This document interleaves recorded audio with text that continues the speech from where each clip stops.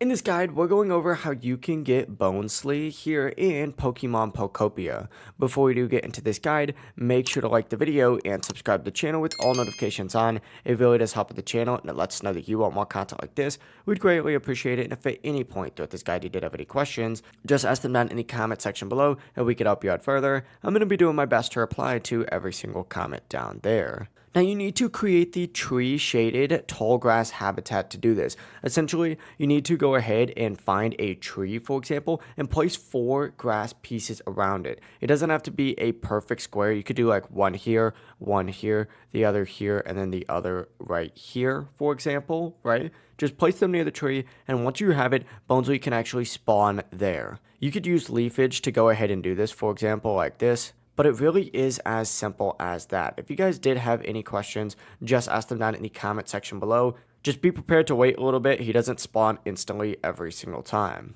If you guys did have any questions, ask them down in the comment section below and we could help you out further. I'm going to be doing my best to reply to every single comment down there. Before you do leave this guide, make sure to like the video and subscribe to the channel with all notifications on. It really does help the channel and it lets us know that you want more content like this. We'd greatly appreciate it. Have a great rest of your day though. Peace.